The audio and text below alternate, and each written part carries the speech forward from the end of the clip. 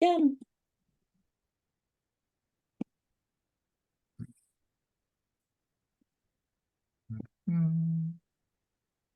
There's all these smiling faces.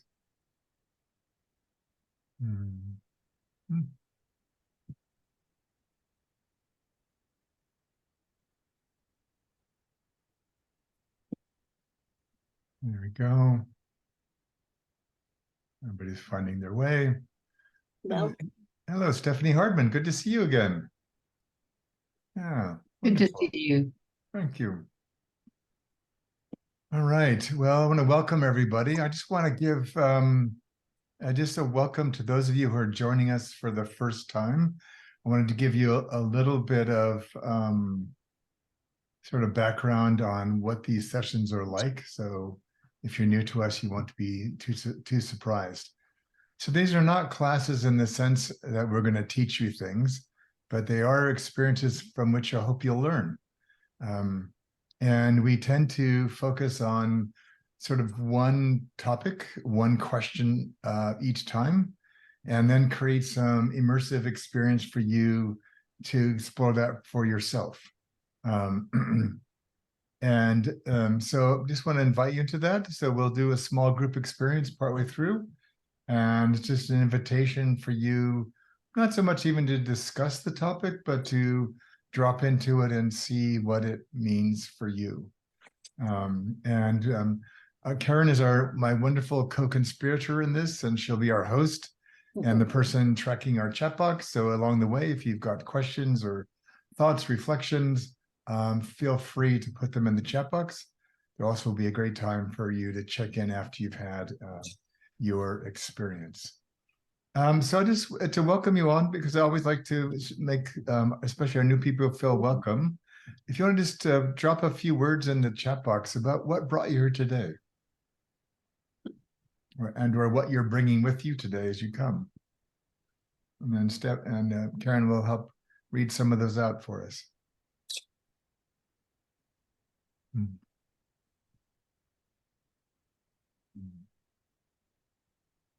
Well, Colleen started with something, just minor, expanding my mind.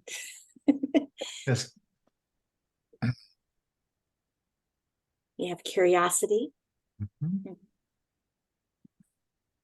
Well, your demo brought somebody here today. Mary, welcome. That was a great time. Joy of community. That's just true. Thank you, Kim. Inspirational learning from everyone, not just David. Continued learning, refueling, nice. Community as well. Thank you, Stephanie. Connection. And welcome, Angie.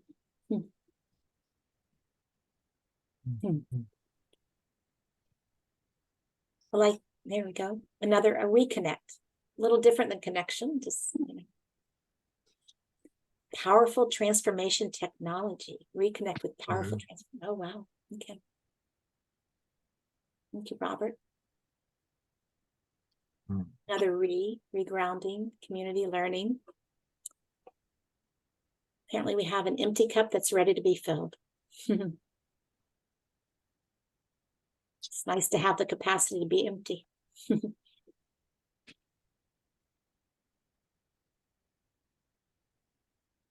Well, I think we'll go with that, David. Okay, great. I'll go and put up our slides for today. There's just a few of them. So our theme for the entire year is readiness, and we chose that because over the years, one of my observations is that the primary variable I pay attention to with my clients is less about the methodology or the content, the process, but more about what is this human being actually ready for right now? And pretty much anything else becomes kind of moot. And so we've been exploring each month sort of an aspect of readiness to help ourselves understand readiness in our own life and supporting readiness in our clients. And today we're going to focus on the role of choice. in readiness. And I did so for a couple of reasons. So personally, I don't know about you, but for me, even at this stage of my life, I just keep finding these niggling little habits I have that I wish I didn't. And I'll give you an example of one in a little bit. We'll use as a sort of a teaching case. And I just thought about if we brought the philosophy of what we teach to bear on this notion of choice, how would we look at it differently? And so that's where our core question comes from. What if we shifted our focus to choosing as opposed to choice, to see choosing as a series of small choices and a developmental process? And it comes because of some work in narrative coaching around why we don't set goals very often. And largely it's because the person who sets the goal is not the person who's going to achieve the goal. Or conversely, the person you become when you achieve a goal changes who you were from the very beginning. And so I want to look at choosing as a process, not just about the choice itself. I think, at least anyways, I think you'll find that it frees up more energy and bandwidth, if you will, for us to think about choices in new ways. And the second thing that was on my mind this week as I was getting ready for this is that we live in a time when segments of our society would like to remove lots of our choices about we can read, things we can do with our bodies, the ways we can identify ourselves. And it felt like that we, at least in the spirit of what we offer, we'd like to be able to do our best, not only to expand people's choices, but actually equip them to make better ones. So it just felt like from a social perspective, it felt like a timely topic as well. And so that's been very much on my mind in the last couple of weeks in particular. And so one of the ways I want to think about that in terms of choice is that oftentimes we have this sort of notion of loyalty or bravery or codependency or things that keep us sometimes from being clear about our choices. And one of the images that came to Karen and I, where we're talking about this notion of like, we sort of stand guard over certain parts of ourselves where maybe it's around a vulnerability, or it's something we have shame around, or something that we're afraid of or really excited about. But there's things we often don't show up to it as full as we can because because of how we're holding the issue, which means that we aren't fully available to doing something about it. And so I was trying to figure out this question around where have you been standing guard in your life? And so I was thinking about what photo would make this most poignant. And this will date me and also sort of peg me as an American. It may not mean as much to those of you who are younger and or not from the US, but I came up with this wonderful photograph. And if you're old enough, you'll remember seeing this on TV. And this was at the young John Kennedy at the death, the funeral for his father. And so what I want to offer for us is that one of the ways to notice where we may be standing guard and not leaning into the work around a choice is any places where we feel fatigue or exhaustion. It often means we've been bravely standing at attention for too long, maybe to protect something or to be overly loyal to something or to be overcompensating for something. And so I thought it was really interesting. I hadn't really thought of this until I started typing it, that when you think about saluting, you often think of people in the military, and which is one sort of formation you can, or pose you can be in, but the other one is called at ease. And so I thought, how clever of them.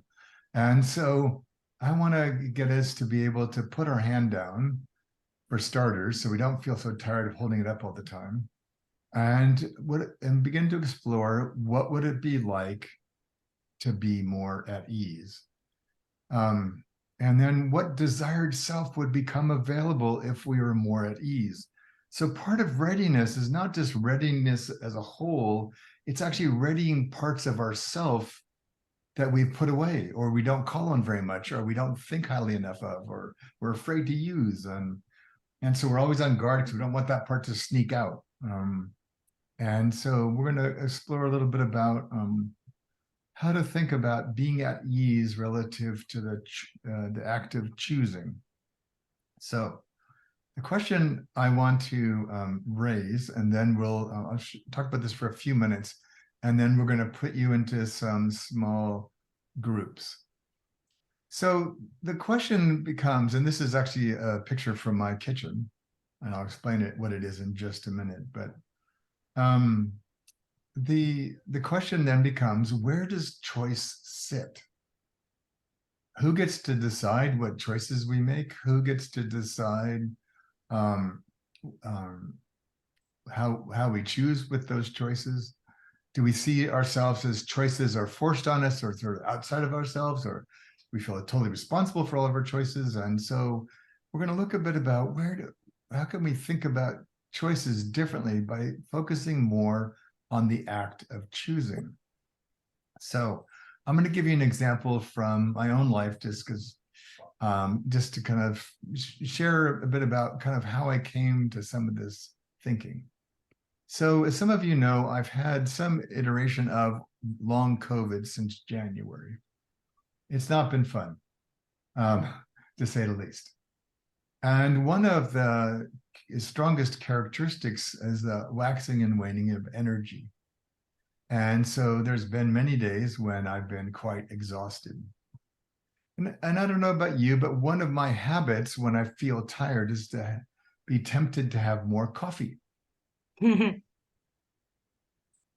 And what we know from when we're told 1,000 times and we completely ignore is that coffee can be useful up to a point, and then it becomes counterproductive pretty quickly. But that doesn't stop us from drinking more of it at times if we're not mindful. So, if I just put up, so when I would feel tired, my habitual self, my habituated current self, come late morning, I'm like, oh, I'd really like more coffee. I'm just feeling really tired. I've already had 2 naps and it's only 11 o'clock, because that's one of those days when I wasn't feeling well. And on some days I would succumb and I'd have that late morning cup, which would then leave me with, in the end, 3 cups for the day. And I always felt worse. But did that feeling worse stop me from being tempted to have that 3rd cup? Sometimes, and often not. And so I began to, and traditionally we think of choices as binary. We're wrestling. The classic devil on one shoulder and the angel on the other. Oh, I don't know. And I thought, well, it's just not a very fun way to think about choices, and it's not very productive because it sees these things as 2 polarities. So I said, so what is it that I want out of all this? So then I said, what I want is to be in a more regulated state during the day. In my desired self, I'd like to blissfully enjoy 2 spaced cups of coffee during the day, because lo and behold, I feel better than when I have that 3rd cup. So again, this will seem like an absurd example, perhaps, but I wanted to use it because it's very simple and very basic to make the point I wanted to make. So I created this concept of the scaffolding self. So we think of scaffolding, those of us in the ID program, that's the way that we it's what support we need to take the next step to kind of reach a level or reach a outcome or kind of reach a learning objective. And for me, it has a lot to do with compassion. But I thought this scaffolding self is like me in this 3rd space between the current self, which is tempted to have that 3rd cup, and the desired self, which is not. And so one of the ways that I created the scaffolding of that part of myself was every night when I go to bed, I put out 2 pods of coffee by my coffee maker. Now, again, this will seem completely absurd, and this may not be your issue, but again, translate this into one that is an issue for you. So in the morning when I wake up, one of them is a morning coffee and one of them is more of an afternoon coffee. So I make my morning coffee and then I've got one pod left on the counter. I close the lid to the container. Yes, they're right there, but magically I don't go for them as often if the lid is closed. And so, and then when I come to have my afternoon coffee, that pod's now gone, and the counter is now empty. And so the beauty of this system, I mean, it sounds absurd, I realize this, is that since I started this 2 weeks ago, there has not been a single day when I've had 3 cups of coffee. And so I want to just talk a bit about the sort of, for me, the psychology of this and how I think about this relative to choice. So that before, when the counter was empty and often I would just leave the lid open, I'd walk by and the temptation was often great. And so I thought, and then I'd be, oh, I shouldn't, but I have so many other things, like all of us in our life. I didn't need one more thing to be wrestling with in my head. I needed something outside of myself to remind myself to what I was desiring. And so it became this little game. And so rather than this teeter-totter between these two selves, I had a scaffolding self. So David, how are you feeling today? What are you noticing about your temptation? How tired are you really? What do you remember about what happens when you have the third cup? So you have a sort of a negotiator, sort of a mindful moment where you start being aware of all the dynamics that go into that choice about cups of coffee. And what it allowed me to do was to see these two selves more clearly than ever before, and allowed me to feel there was even increased agency, but I didn't have to through willpower, which is profoundly weaker than we think for most of us, but I didn't have to rely on willpower to not reach into the little container and pull out another coffee, because that was just so easy. It takes like 10 seconds. This way I have a little game I play with myself. I could have a little smile about it. I could make a little fun of myself. And I found that not only did it keep me from having the deleterious third cup of coffee, that it also made me sort of relax a bit about the whole thing and actually enjoy the second cup of coffee more. Because I wasn't in this sort of weird state because I already had too much coffee, which COVID and too much coffee really was a bad combination. And so I want to just offer this to you as a way, because we're going to give you a chance to practice this for yourself in a minute. So I'd like to hear any questions you have, any thoughts you have about this, anything like this you've maybe tried in your own life. And then I'm going to put you into some small groups to play with this for yourself. So Pamela, I see your hand up. So I have a question. Yes. So how does discipline not play a role in this? Because just because you sit those 2 cups there doesn't stop you from reaching over into that bin and grabbing one on a bad day. Is it more about readiness to change or something else? So yes, you still have all the coffee sitting right there. If I didn't have reasonable self-discipline, I would hide the coffee capsule container. but I have evolved past that. But I would pass right by that and say, "Yeah, today I'm going to have 3 today." Sorry, because it never ends well. So for me, the piece that was different about this is, yes, I still have to make a choice. Yes, I still get tempted to have that other cup because I love coffee, and again, my energy was just all over the map when I was sick. No, the biggest thing was having something outside myself to remind me of my desired self.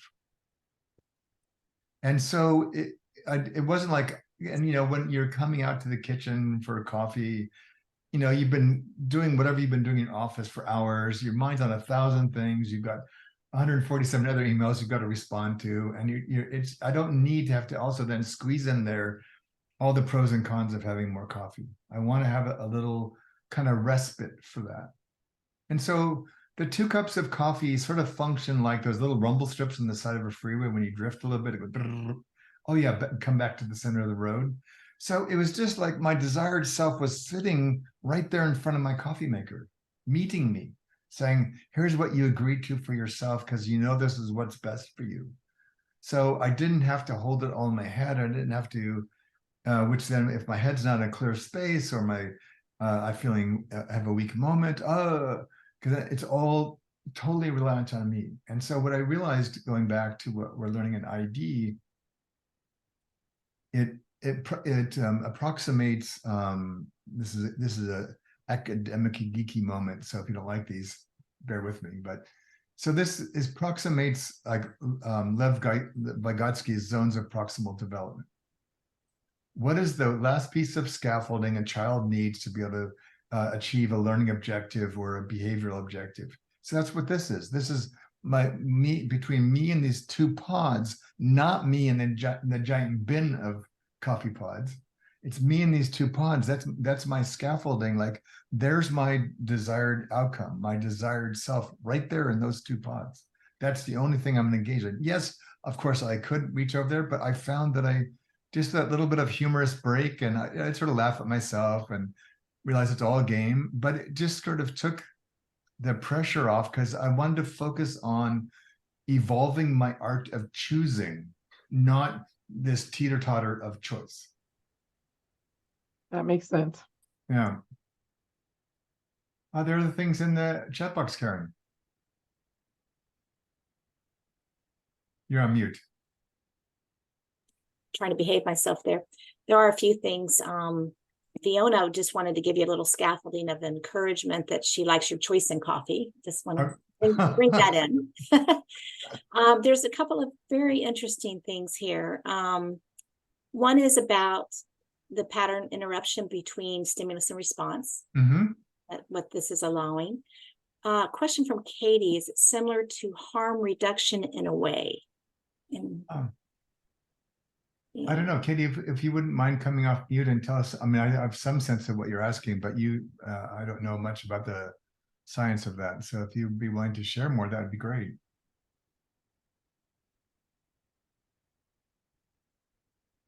She may not be able to. okay. Okay. Oh, hi, I'm here. Okay. I'm sorry. I Excellent. knew I'd put myself on the spot and I did not want to do that. So Sorry. And here you are. No, here I am. Hello, everybody. And I don't know if that's the right choice of words. It could be the wrong choice of words, but just kind of putting those, I guess, like touch points in front of something, in front of a behavior that you normally do, and giving you reminders of why you're going to choose differently this time. It kind of sounds the same. Sure, I could see that. I mean, I know very early in my career, a long time ago now, but I trained both as a grief counselor and as a crisis intervention counselor. And one of the things we were always curious about with people we were working with, what do they have around them? So people that are struggling around self-harming thoughts and whatnot, we want to take away any instruments that might make that difficult for them. And so we are often very visual people, and so we're really often activated by what we put around us. It's why when we're around close friends, we often are a better version of ourselves than when we're in a stressful meeting with people we don't like. And so we're trying to create an environment. This is maybe where you were going, Katie. We're trying to create an environment that makes it easier for me to be at my best. In this case, I want to take away at least a couple of layers of choice to kind of tip the scales, to make it much easier for me, even if it's just a reminder in the moment when I look at the 2 pods. And because we live in very times that can be very overwhelming and stressful. And so I think anything we can do to make the choices that we're desiring easier for us to make, less noise in our system, less complication, the better off we're going to be. If we have to rely only on ourselves, I just find that given these last few years we've been through, that it's harder for many of us. And so this is something I just explored for myself. And I just want, because identity work is a big part of what we offer, I just sort of came up with this idea of the scaffolding self as the one who can kind of play with this and show up, so that not only am I making better choices around my coffee, my scaffolding self is getting stronger and stronger, because then I can start to apply this to other areas of my life as well. So we'll take Tom and then we'll get to Robert. Hey there. Hey, Hi. Tom. Hi. Good to be with you. Yeah. And I'm sort of cutting on the line in front of Robert, so forgive me. Sorry, you just show up first on my screen, so. Oh, there we go. Sorry about that. Anyway, so the book Atomic Habits talks about this very thing. And making the habits that you want to improve or increase by making it easier. There's an example in the chat about putting your workout clothes out the night before, those kinds of things. But it also, for me, harkens back to your teaching on what can we get, what's the sort of the smallest step that we can get the client to shift and move forward on. And so pulling the coffee pods out is that smallest shift. Yeah. And that's kind of what I hear, is just reinforcement of what's the smallest step that I can take to change in the direction that I want to go. Yeah. And that one's an easy one. Take the 2 pods out. And that's a small step. I don't have to dig in. I don't have to wrestle with myself. Yeah. Maybe the next step is to put a lock on the pods. Then I get the code from somebody else in the house. That's a big step, because it would take some engineering and some tools. Yeah. But the 2 pods on the counter, I think, are a nice small step. Yeah. And I think what was new for me in this, Tom, to build on that, is that when you're in like a narrative coaching, when you're helping a client move from one story, say about themselves or about a situation, to another, their sense of self is evolving along the way. And it's not like you don't think something or want something and it just happens. It's a journey to get there. So I created this idea of a scaffolding self because I wanted the part of ourself that's evolving to come along with us as we're repeatedly making this new choice. So that by the time, it's in our class, it's a flip-flop story at the bottom of the stairs. So by the time that you do this often enough and that scaffolding self has done its job, you become the person for whom this is no longer even an issue. Yes. And so I wanted to find a way to, rather than, because otherwise it's a war between the two selves about who gets to control what coffee I reach for. And when I had a sort of an advocate, it's like, it's being like your own ally in a way. And that was just, and then what do allies need? They need other allies. So I'm going to use the coffee pods as allies as well. Yeah. So thank you. Robert, you've been down some of these roads.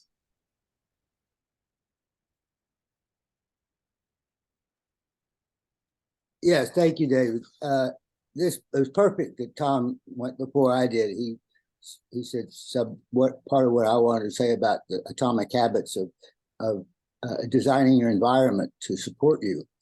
That there's a concept called decision fatigue, that we have a certain amount of ability to make choices and choose, which takes an effort, and we would wear out that fatigue resource, and then that decision resource, and then we go into a dither because we can't decide. What's much better is to minimize the decision fatigue by conscious choices of what are better decisions in habitual patterns, and then design the environment so that it supports those habitual better choices. So that the pattern of the habit patterns become good, healthy habits to support life, rather than kind of random spur of the moment, oh, I feel like a third cup. Well, Yep. I have 3 cups and then I feel terrible because it dysregulates my brain chemistry. 2 cups, that's fine. 1 in the morning, 1 in the afternoon, I can process that out of my system. It's Yep. supported. 3 Yep. cups, then I get scrambled. Yeah. So the other thing is the one of my heroes is Bucky Fuller, and Buckminster Fuller was if you don't know about Bucky, he's worth finding out about. He's a visionary genius that was pretty consistently 50 years ahead of his time, and accurately ahead of his time. And what he said, that's germane here, is that we should not try to reform people. Don't try to change human beings. Change the environment or build a better mousetrap, as it were. Yeah. That if you build a better mousetrap, you don't need to worry about choosing how do you get rid of the mice. You got the better mousetrap. So there's lots of better mousetraps, some of which we can design ourselves because it's not an inventive genius to make that. There's lots of different things that make our lives simpler and easier, like better healthy habits. But to make that easier to maintain, that's the trick, because there's 10,000 voices, both in our heads and in our environment, telling us that we really need to get that nice new car or this flashy new outfit or the right wife or the right husband or whatever. There's something out there that will fix us. This is out of my background in addiction medicine. I'm 36 years in recovery from 20 years of drug addict. And that's a background that I value because it's based in science and in spirituality. So it's a synthesis of these two, which is what's coming. That's what we need to develop, is the melding, to stop relying entirely on logic and reason and start paying more attention to the heart, to the intuition, and to the feelings. And I got to stop talking because I'll keep talking for another hour. Thank you, Robert. Thank but you. I appreciate the reference to Bucky, and yeah, and again, part of it is relieving the decision fatigue that many of us feel during our day. So, Fiona, I am Fiona. What a great call sign. I love that. Where did she go? She disappeared. Hi, sorry about that. Oh, there you are. So I can totally relate on the whole coffee choice. Nespresso is a good brand, although I have done pour over. So I will challenge you on maybe you need to do fresh pour over to minimize the temptation for a quick fix. Could be. But I digress. Yeah. What I wanted to share though was the concept you're talking about of choice. You know, do I have 3 cups or 2 cups? What instinctively came up for me is knowing the why. You know why 3 cups perhaps may not be good for you. You wanting to know the why of maxing it out at 2 cups. So rather than focusing in on the negative of what the 3 cups will do, focusing on why is it that I'm making that choice to keep it to 2. That's what instinctively came up to me. So the choice is easier and it flows from a desired outcome, if you will. So the putting out of 2 capsules seems to me as a conduit of making that choice and knowing, solidifying the why so that it becomes this repetitive refocusing on what it is I do want to achieve versus what I don't want to have. Yeah. Oh, I like that. So what I take from, one thing I take from that, Fiona, is with the introduction of this idea of a scaffolding self that in some ways is not really even attached to the outcome, but just trying to support the choice. That when I listen too much to my current self, then, oh, but it tastes so good and I'll feel good for a little while. And the desired self, yeah, but then it'll crash and then you'll have even more naps. And so the going back to the why, when I have a self that's not attached to either of these 2 outcomes, I can actually investigate this. Mm. So, then I started looking at broader things like what's adding to my fatigue during the day? What have I not tried yet to support myself besides coffee to regulate my energy in a time when my body's fighting itself? And what am I learning from the fact that my body's fighting itself? How did that happen? And what does that mean? And so you start to decouple from and this is what the whole premise for today, you decouple from the choice to focus on your own choosing, which is part of what I'm hearing in your why. Like, what's this even about? And why is this even a choice for me? And why do I struggle with this? And what more is it pointing to? And like, why do I want this to be better? Oh, I want to get healthy again. And part of that means I need to support my body. So this whole coffee dilemma, well, it sounds absurd in some ways, led to a whole other kind of review of what I was doing to deal with my long COVID. And so I got into a bigger why about my life and some other things that were very helpful. And it started with 2 pods on the counter at night. David, your 2 pods of coffee, dealing with long COVID is my current reality of dealing with, I mean, I'm feeling a lot of feelings, going through trauma and just some emotional times. So coming back home this afternoon, it would have been very, very easy to have that 3rd cup of coffee. In other words, in my world, some junk food from a drive-through or whatever to nourish my body. Yeah. But I remember my why and what it is that I'm trying to achieve. Yeah. So I didn't go through the drive-through. I had my 2nd cup of coffee, but I made a healthier choice, right? Great. It's remembering the why. So yeah, that's what was coming up for me. Wonderful. Thank you for sharing. So I'm going to move on to the next screen and just put all this up.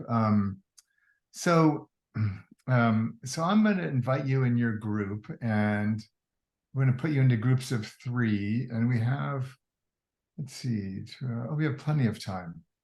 So I'm going to give you 30 minutes for this to give everyone a chance to participate who wants to. I'm going to invite you to, if you tend to be on the shyer side, maybe dare yourself to go first. If you tend to be on the more less shy or more talkative side, maybe go last. And just to kind of mix up the groups that way. And I'd like you first to kind of name what is your version of the 2 versus 3 coffees in your life. On a health habit, a life habit, maybe choices around work right now. And something you feel maybe sort of stuck in or not, maybe siding on with your why, as Scarlett was saying, as much as you would like. And then just sort of with the help of your colleagues, just think about what would be a compassionate scaffolding self that might help you kind of get a new perspective on this and maybe make the choice you would like more often.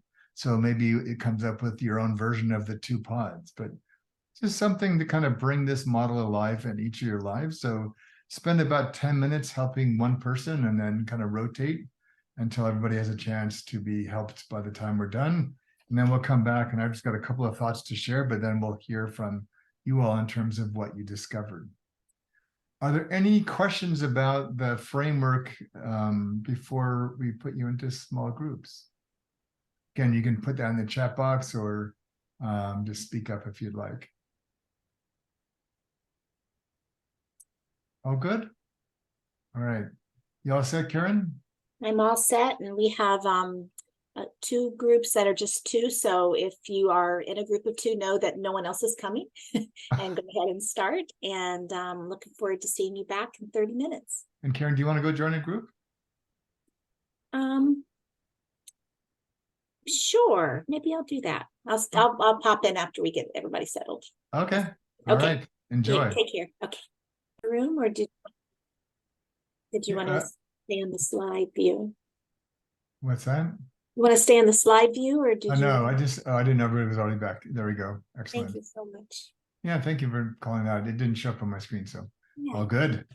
Well, good. So I'm curious, what you found any scaffolding selves in there?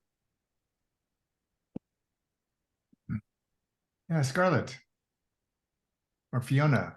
Yeah, that's fine. To the gods of pairing on Zoom, my Zoom room partner, Susan and I, that was phenomenal. So thank you very much.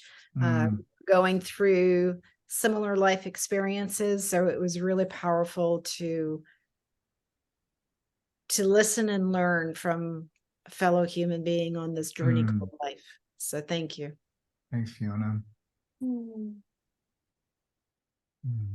Yeah, and here, I was Fiona's partner, and I completely share similarly in terms of having learned, and we blessed and graced each other with sharing and strengthening and supporting and seeing how we're scaffolding and doing well and having challenges. So thank you. You're welcome. And good. Well, I'll let you all know a little secret. The universe did pair you two, and then I saw you two commenting on each other's comments in there, and I thought, perfect. So when I went to rearrange a few things, I did not touch that one. Good job, Karen. Well, the universe started with it, but yeah.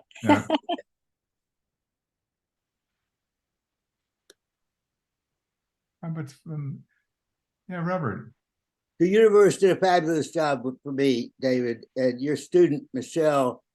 We had a magnificent conversation that was just exactly what I needed to hear. And I wanted so badly to start the team coaching. I forget what you called it, peer coaching, whatever. Yeah.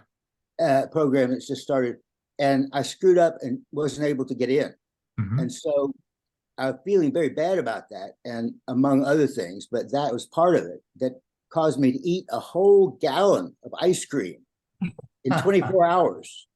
That is not a healthy habit to have. We can measure Robert. We can measure the gravity of our mistakes by how much ice cream is consumed. Is it a pint problem or a quart problem or a gallon problem? It could be a useful metric, David. Could be, but this I got half of that course probably. No, I don't know about that, but it was very useful. Michelle is training with you to do the ID and the narrative release and whatnot, and she did a fine job. Thank you. I'm glad. We had a great conversation. Yeah. Thank you. Yeah, you're welcome. Are there others who would like to share about your experience or any questions that emerged for you?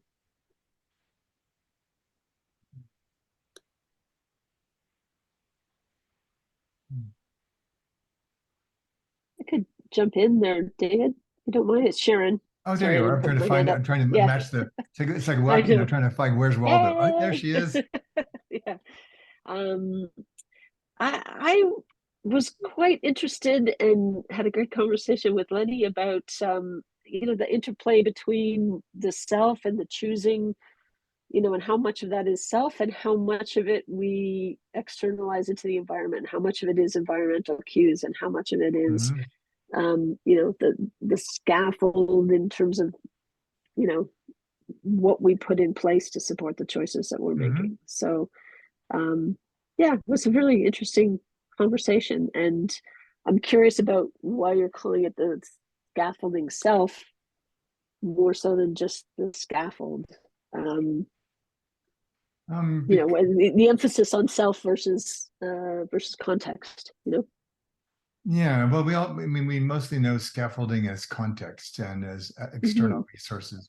But for me, I was starting to play with, again, if we're not the same person at the end as we are at the beginning, how do we activate that aware self that notices that transition? Like, oh, look at you, you've just gone 7 days with just 2 cups. Like, what's changing in you? So that, because when it's binary, it's like these 2 parts of yourself that are at war, and there's no space for the growth that's going to happen in yourself.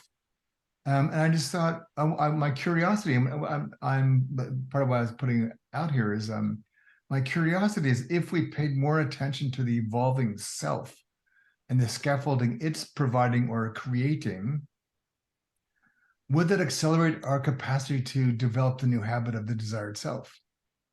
I think we focus too much outside of ourselves in the choice and the things about the choice, and not enough about our own awareness. Like, why is it that I feel this need to be more awake?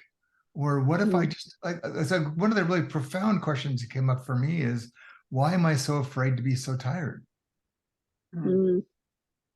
Then I had to, that was a gift from my scaffolding self, because my desired self, oh, this is David, you master all these things, this will be easy, just do this. And but my current self was not happy, not doing well. And oh, well, I'm so tired, I better have some more coffee. So each one was perpetuating its extreme.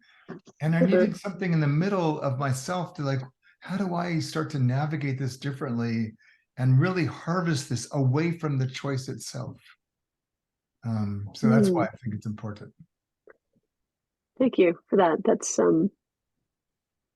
yeah, a different emphasis than I heard, although I'm sure you were trying to make it, but that's great. Thank you. Oh, I didn't. Thank you for asking, because I feel like I had more of a chance to explain. So I appreciate that. And Lenny, I see your hand up. Yeah, I want to build on what Sharon was saying, because what came to me as we were wrapping up was that what really was powerful for me about what you were talking about, David, was the choosing rather than the choice, and the letting go of outcomes. And at this stage in my life, I'm really, the scaffolding self is the part of me, that untethered part of me that is wanting to be able to choose something sustaining rather than constraining. And the key there is the developing that ability to choose. And just like letting go of attachment to outcomes, it's also letting go of habit in a different way. It's not about, why do I do this?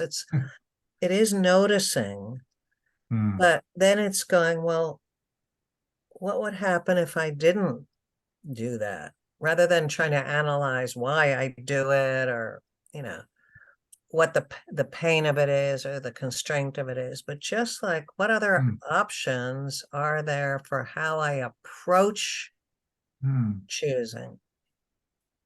So it's very valuable. And looking at what scaffolding could mean from a compassionate place, a place of acceptance instead of criticism or self-improvement. Yeah. Thank you. I really appreciate that, Lenny. And what I heard in your sharing, and I felt in myself, is there's a softening around the whole thing. And maybe even to Tom's point there about when we get all, it's important to ask ourselves hard questions and look in the mirror honestly at times. But I just found that the example I was using in class is, we would never, as a child is learning to walk, they go through 1,000 permutations of things approaching a walk. We don't criticize them for any of them.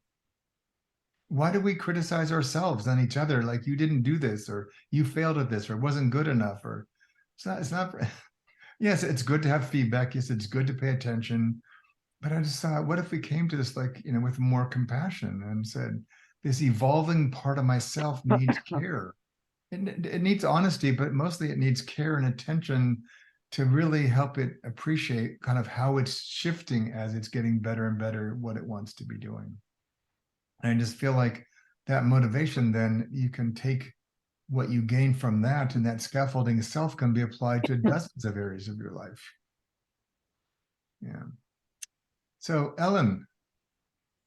Yeah, we were talking about motivation, and motivation, I think Leanne had, or if it was Colleen, yeah, about exercising. She wanted to exercise.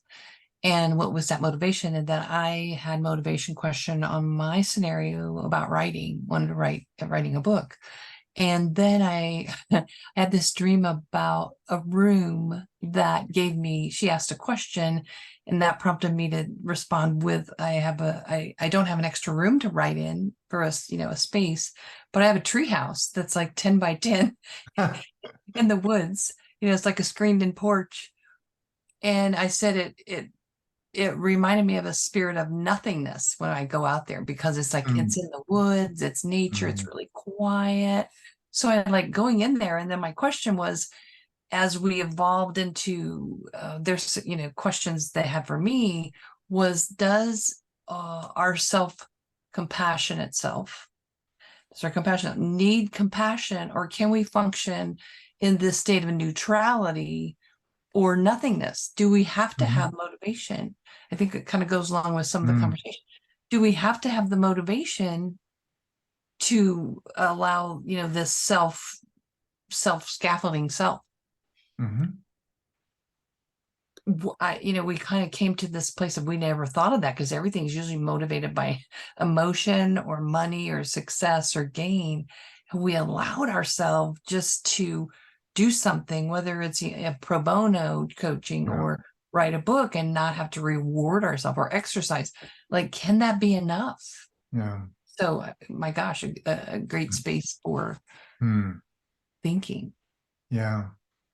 Do you think about the things we would indulge in as a child just for the sake of doing it? And obviously we can't, it would be challenging to live a professional life always that way, but wouldn't it be great to sneak some of that back in to our day?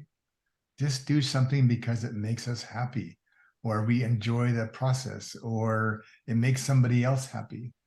It's like one of my commitments to myself is every day I try to find some way to go out of my way to be kind to somebody. And it doesn't make any difference, I don't know, but it's my reminder to myself about kindness in life, and because I enjoy doing that. So we've got a bit of time. We've got a couple more people. So somebody had their hand up and now is gone. Anyways, Fiona, you're still here, so we'll pick up on you. Thank you. I Yeah. wanted to respond to your question. You were talking, you brought it just up now, as children, we don't reprimand children for having that ability yet. How did we come to the point we are now, where there's so much judgment and so forth? And it's each other and how we treat one another, and the reprimands that we give out, whether it's as a parent or as a spouse or as a brother, sister, or whatever the case is. And I think what I have taken away from, and this is a brilliant cerebral conversation that I'm just thriving in, but I think one of the things that I'm taking away, certainly from this discussion, is it's not only just about my choosing and my choice, it's also understanding, David, maybe your decision making, your choosing, your choices that you make, and being less judgmental, or less, maybe not even less judgmental, but less reactionary towards the decisions that you make, whether that involves me or not. Your coffee is your coffee. It doesn't matter one way or another to me. But there are going to be some things, perhaps as your spouse or your sister, whatever, those choices that you're making will impact me. So this exercise has shown me, yes, the power of understanding that for the self, but let's practice that for the other as well. And that's wonderful, Fiona. And what comes up for me about how delightful this would be to, I just created most of this at the end of last week, but to take this into conflict. So you think about, like, in a relationship and you do something that your partner doesn't like, and they, why did you do that? And then you immediately go back, and you're now your current self's been shamed and you've been judged, and they may actually be spot on. So you might need to confess at some point in this, but that's not the point. But imagine if they asked, so tell me some more about what was happening for you. Or how did you come to that place? Or and without having to surrender your critique or your challenge, but also not like just coming full on right into like what, because then most of us will get defensive and reactive, and then the argument begins. And so I just think that's a really interesting piece here about our way of understanding each other, making space for each other, understanding context and understanding process, with compassion for themselves and for us. And I just think it generates much more useful conversations. Yeah. Thank you for this, Yeah. these couple of hours. This was brilliant. Thank you. Hmm. All right, just a couple more minutes. Is there anybody else who hasn't shared it? Colleen, you had your hand up a minute ago. Do you still want to share something, or did you feel complete? No, I think that Ellen covered it brilliantly. Okay, great. Tom had a question in the chat about Yep. past, present, future type. And also I saw a while ago, oh, there she is, Steph. I don't know if we missed your hand up. I saw it go up and go down. So I just want to throw that in the room if you're still in the game. But Tom, did you want to bring your voice into the room? Sure. The concept of focusing on the choice to me seems very future oriented. I Mhm. will only drink 2 cups of coffee. Yeah. Analyzing why I need or don't need 3 cups of coffee is analyzing the past, and Mhm. and the rest is actually the present. The scaffolding is the present. Yes. Exactly. Okay. Look at that. I get an apple today. You do, Tom. You get the gold star of the class. Excellent. Well done. Yeah, exactly. Because, I might discover when I'm getting up that, oh, I need that second coffee, that really I'm just bored, or I've been sitting too long and I need a different solution. Coffee is not what I need. I actually just need to. Stephanie's giving you a parade over there. Yeah. So a really good call, Tom. I really like that. Stephanie Hardman, were you going to speak? My thought was that Oh, yes. it was really useful to spend the time, because the motivation behind the habit I wanted to change was not at all what I thought it was. So I was thinking about wanting, when I have a second glass of wine and I don't really want it, what's going on? So I was trying to figure out what are the things I can stop, put in place not to have it. But I realized I want the second glass of wine because I want some more naughtiness in my life. Okay. And it's my little act of rebellion. And so so I thought, focusing on the second glass of wine isn't really the thing. I want more No. naughtiness. Yeah.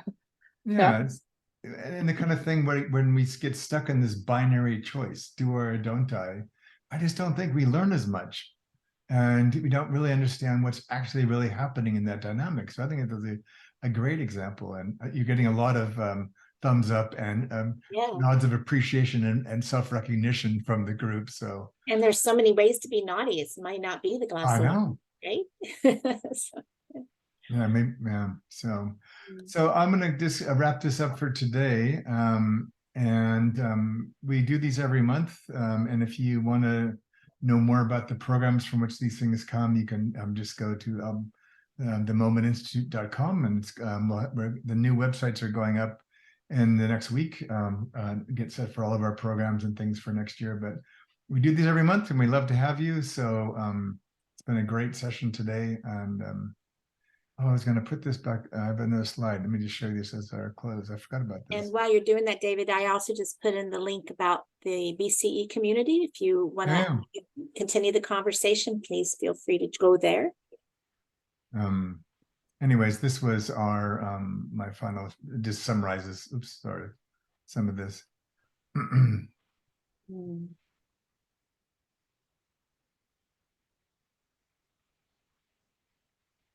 Yeah. Right. I'm glad this was helpful. It certainly was a lot of fun, and it was great to have you all. And I look forward to seeing you next time. Take care. Thank you. Thank you for All your right. wisdom and Thanks so brilliance. much. Thank Thanks, you. everyone. Good to see you again. Much gratitude. All right. Bye-bye. Bye. Bye.